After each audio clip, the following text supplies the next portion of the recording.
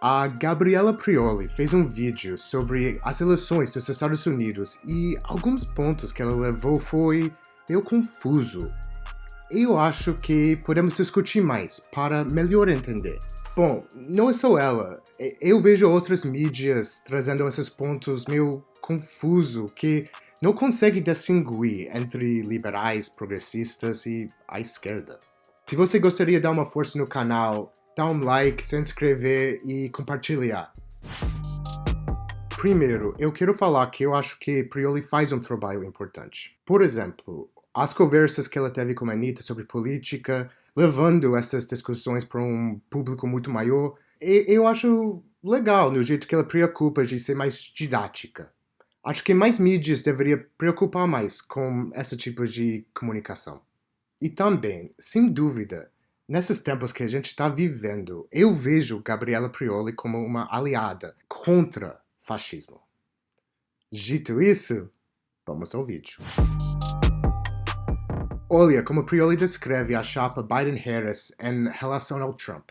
Vamos colocar o Trump na direita. Quando a gente coloca essa chapa, o Partido Democrata, à esquerda do Donald Trump, a gente tem duas oportunidades, de ser uma esquerda mais próxima do centro, mais moderada, e de ser uma esquerda mais pro extremo da esquerda, e portanto uma esquerda mais entusiasmada, eu vou colocar assim.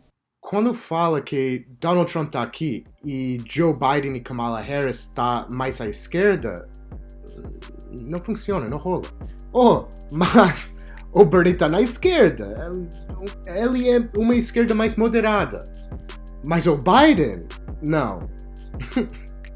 Bom, tentando de colocar esse cenário em termos um pouco mais brasileiro, é como se falasse que Aécio Neves, Sérgio Moro, João Dória está mais à esquerda de Bolsonaro. Essa explicação tem muitos problemas. Dentro do Partido Democrata tem pessoas conservadoras da direita, extrema-direita, tem libertarianos, até tem uma ala da esquerda, pequena, mas está crescendo. O que eu quero dizer é o Partido Democrata não dá para falar que é mais esquerda que Trump. Inclusive, o establishment do partido, as pessoas que ocupam a liderança, são nada da esquerda e nem são conhecidos para ser. E olhando pela história, essa chapa de Biden-Harris é claramente da direita. Agora, vamos tentar entender um pouco melhor a que direita Donald Trump pertence e que direita o establishment do Partido Democrata pertence. Donald Trump é um neonacionalista, um populista da direita que recorre ao white supremacy, xenofobia e racismo, coisas que foram essenciais para a fundação dos Estados Unidos. Já o establishment do Partido Democrata, que é onde está a chapa Biden-Harris, é neoliberal. Desde os anos 70 e 80 representa uma política imperialista da direita, associada com figuras como Milton Friedman. O Milton Friedman é o guru de Paulo Guedes e o resto dos Chicago Boys. A ditadura de Pinochet no Chile foi totalmente inspirado pelos políticos de economia de Milton Friedman. Hoje em dia, o establishment do Partido Democrata é próximo a Wall Street. Nos anos 90, Bill Clinton se apropriou das políticas neoliberais de Ronald Reagan. Foi a época das privatizações. Os Clintons e o FHC eram bem parceiros nessa época. Nos anos 90, as políticas neoliberais que os democratas adotaram foi principalmente na área de tratados comerciais e crimes domésticos. Na parte de crimes domésticos, aumentou bastante o poder das policiais, que prejudicou principalmente as comunidades negras, latinas e de imigrantes. Nesse caso, o cara que foi o arquiteto desses políticos foi um senador de Delaware, Joe Biden. Nos anos 90, o Joe Biden foi até mais autoritário que muitos dos republicanos. Quando Barack Obama está eleito em 2008, ele continua esses mesmos políticos neoliberais. Essa política bem consumista e continuou tendo muito apoio entre a classe média, média alta e classe A. Bom, agora, vamos ver isso de novo, só para confirmar o que ela está querendo dizer com isso. Quando a gente coloca essa chapa, né, o Partido Democrata, à esquerda do Donald Trump, a gente tem duas oportunidades, de ser uma esquerda mais próxima do centro, mais moderada, e de ser uma esquerda mais pro extremo da esquerda, e, portanto, uma esquerda mais entusiasmada, vou colocar assim. Bom, a gente tem a esquerda mais próxima do centro, a esquerda mais moderada, a esquerda mais pro extremo da esquerda, que eu acho que ela também conhece como a esquerda entusiasmada. Oh, desculpa. Mais entusiasmada. Vamos lá. Eu vou confessar que ainda estou um pouco confuso. Eu não sei exatamente o que é para concluir. Mas, como alguém que mora aqui nos Estados Unidos, eu acho pertinente de falar um pouco o que é a esquerda nos Estados Unidos. Uma coisa que eu acho muito importante destacar, e eu vejo isso não só no Brasil ou na mídia na América Latina, mas também na mídia nos Estados Unidos. Muitas pessoas querem colocar todo mundo que está à oposição de Donald Trump no campo da esquerda, que é a histórica. Agora, eu vou dar um exemplo de uma pessoa que faz parte da esquerda real nos Estados Unidos. Cori Bush acabou de ganhar as primárias e provavelmente vai ser a deputada de Ferguson na Câmara.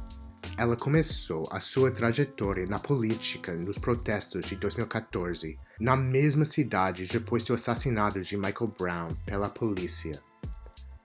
Dentro do Partido Democrata, ela está bem longe da chapa Biden-Harris. Ela faz parte da ala da esquerda, que está dentro do Partido Democrata, mas não faz parte do establishment.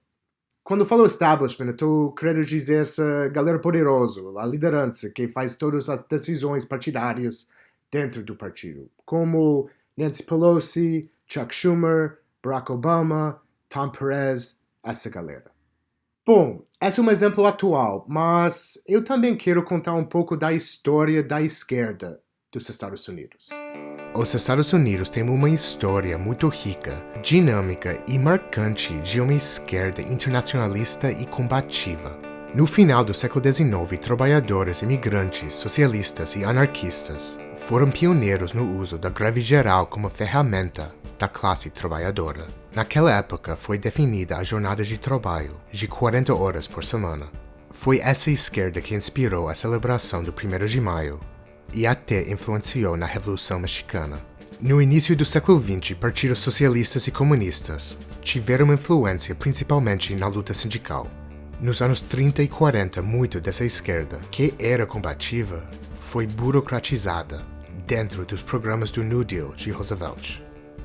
Por muitos anos, isso representou o fim do movimento da esquerda de massa, mas não foi o fim da esquerda. Continuou e teve erupções revolucionárias. Dando um panorama geral, nos anos 50 começa o Civil Rights Movement. Nos anos 60 há o movimento contra a Guerra de Vietnã.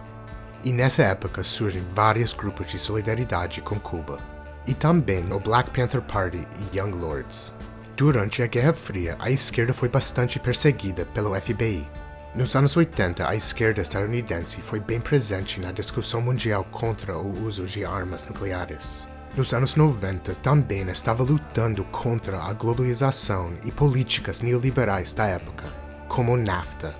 Um dos grandes marcos deste período foram os protestos em Seattle em 99. Já nos anos 2000, a esquerda estadunidense foi ativa contra a guerra de Iraque e do Afeganistão.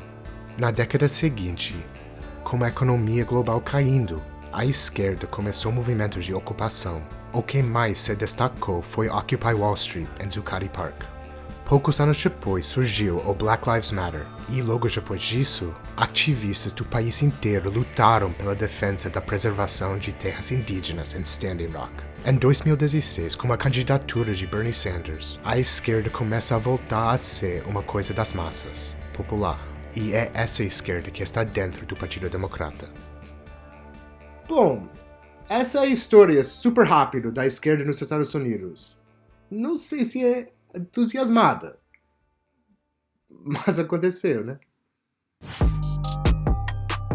E o que a gente vê por essa escolha da Kamala Harris para vice da chapa do Joe Biden, que já é um candidato mais moderado, vamos lembrar que quando a gente estava falando da escolha da pessoa que ia concorrer com o Donald Trump, a gente colocava o Bernie Sanders mais à esquerda e o Joe Biden mais próximo do centro. Então a gente tem aí o cabeça de chapa numa posição mais moderada e a escolha da vice, que também apresenta uma posição mais moderada, mostra que o Partido Democrata está tentando derrotar o Donald Trump mais perto do centro.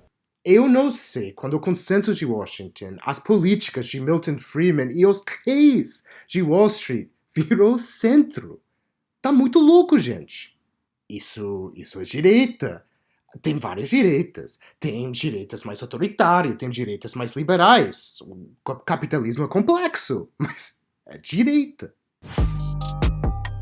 O pessoal do Partido Democrata, frustrado com o resultado da eleição de 2016 e vendo Trump desenvolver a gestão, ainda alicerçado nessa coisa do medo, do ressentimento, do discurso mais extremado, percebeu que o Partido Republicano não abandonou essa retórica, então foi se jogando cada vez mais para um extremo.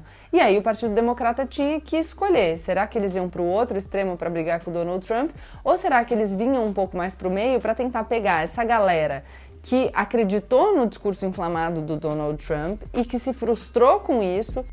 Eu acho que é um pouco problemático chamar pessoas na esquerda na extrema, quando é a gente que está lutando para direitos humanos. Bom, também vejo um problema muito real em colocar o Donald Trump num polo e o Bernie Sanders como uma esquerda mais extrema no outro.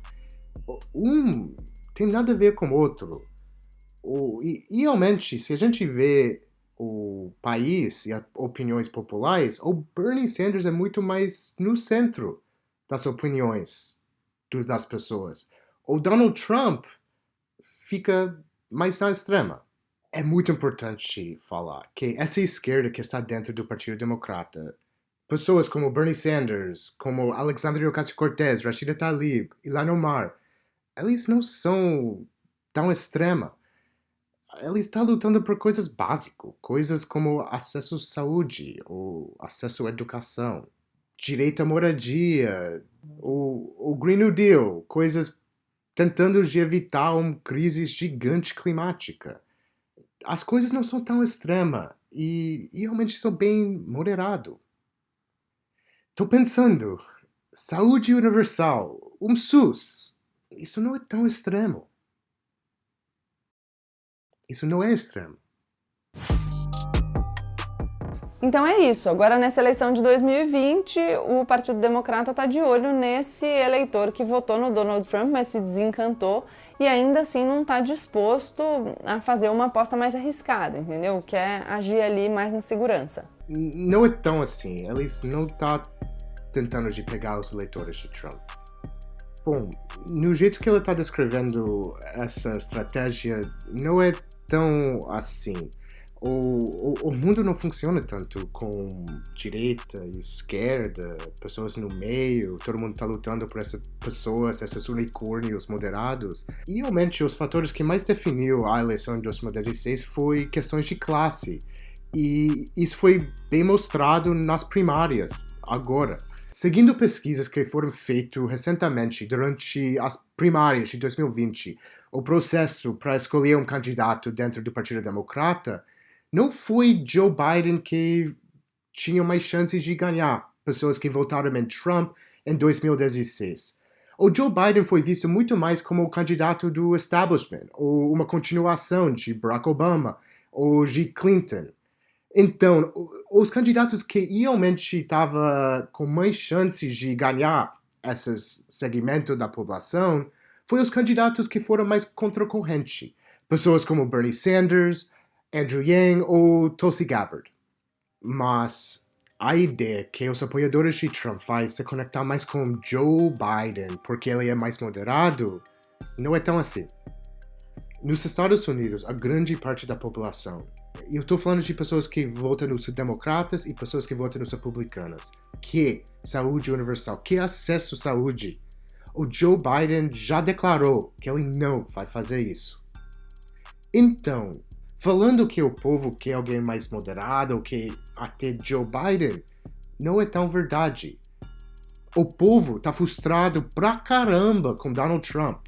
Tá frustrado que a economia parece que vai cair qualquer minuto. Tá frustrado que tá perdendo o emprego. Mas o povo não tá querendo Joe Biden. Tá querendo uma saída, qualquer um vai dar. O que tá acontecendo agora, se você segue as pesquisas, o Biden tá vencendo contra o Trump, mas é muito mais um voto contra o Trump que pro Biden. Se fosse um caso diferente, com Bernie Sanders contra o Donald Trump, muito mais pessoas votariam pro Bernie. Os democratas estão tentando enfiar goela abaixo Joe Biden. E, por enquanto, o povo está aguentando. Vamos ver o que acontece. Então, já falei do Joe Biden. Joe Biden que foi vice do Obama, então todo mundo conhece, é uma figura moderada, tem um perfil mais conciliador, mais tranquilo, não tem nada de extremo na figura dele.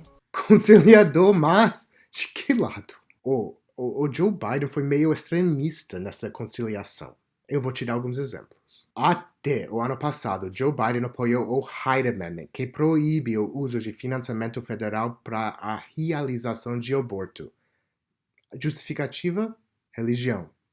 Ele apoiou uma lei em que pessoas presas por causa de crack foram julgadas muito mais severa comparado a pessoas presas por causa de cocaína. E, gente, quem ama cocaína? Wall Street já propôs privatização da Previdência. Também já chamou Strom Thurmond, um segregacionista famosíssimo, um amigo. Quem faz isso? Enfim, o Biden é um excelente conciliador se você tá na direita. O Joe, ele sempre tá aberto a fazer collab com qualquer republicano. Então, é isso.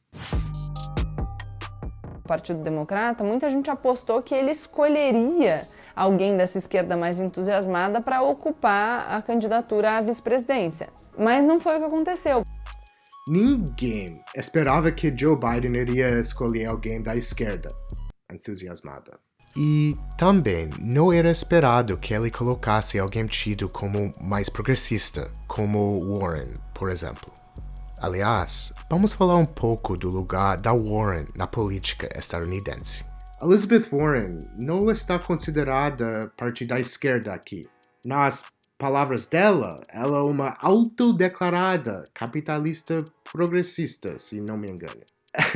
Ela já falou que ela quer fazer tanques de guerras ecológicas. Um Green New Deal para o exército ou alguma coisa que só capitalista pode imaginar. Elizabeth Warren também é aliada, mas não faz parte da esquerda.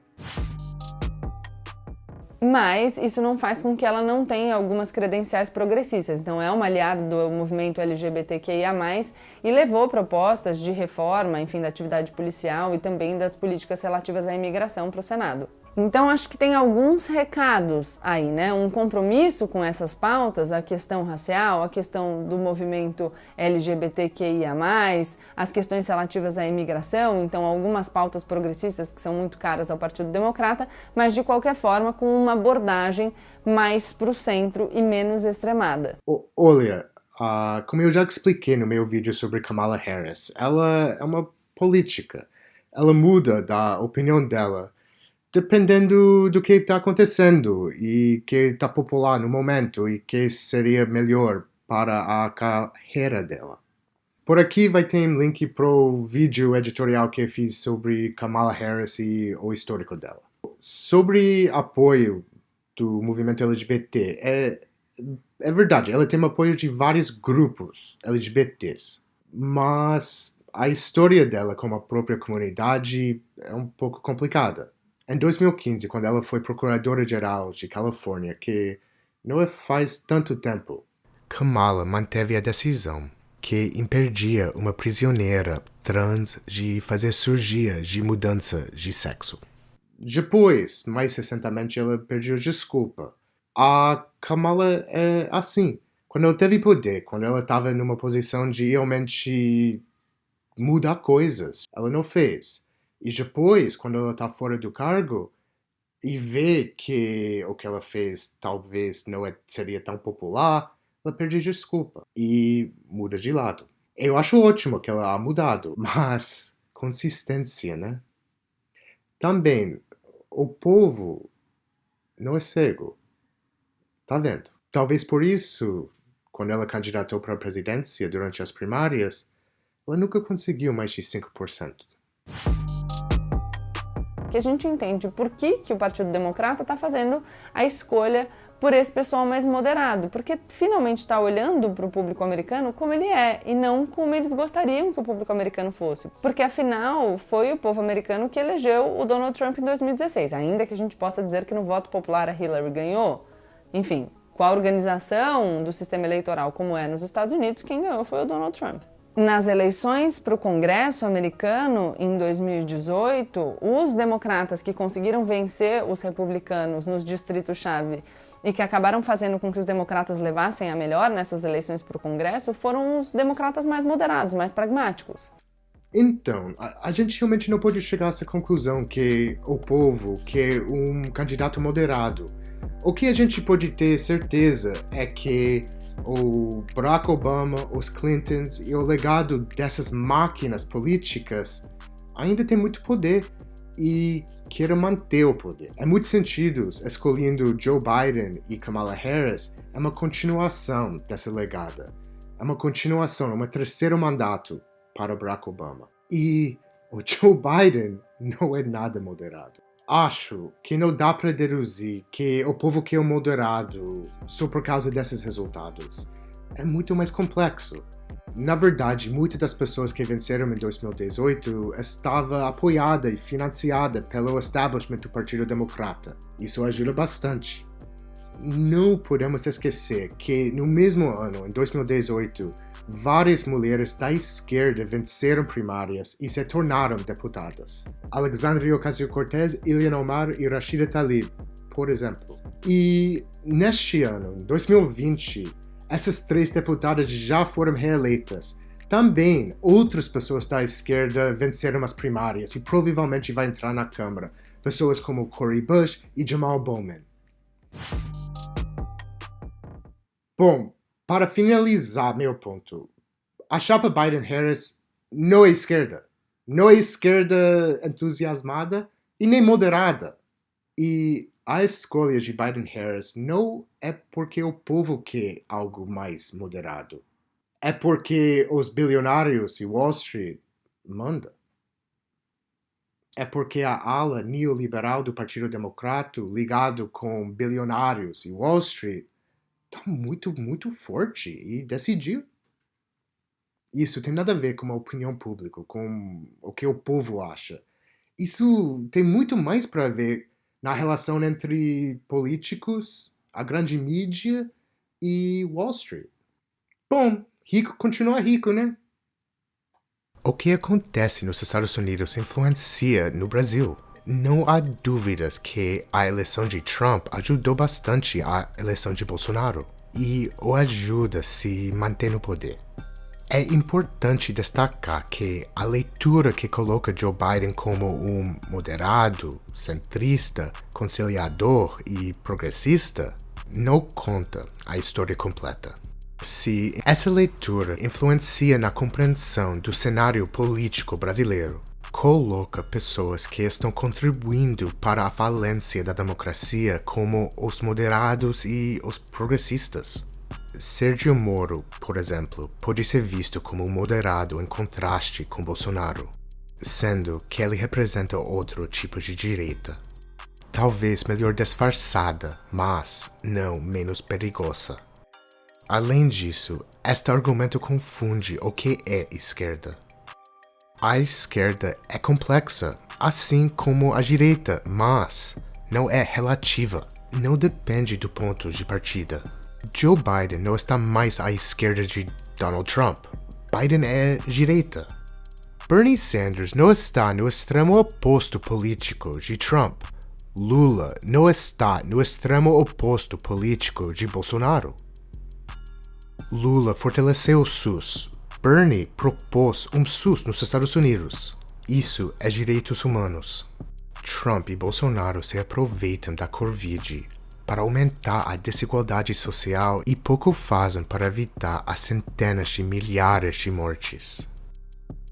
Esquerda extrema, mais extremada ou entusiasmada dos Estados Unidos. Enfim, a esquerda colocada como extremo oposto ao fascismo de Trump é falsa equivalência.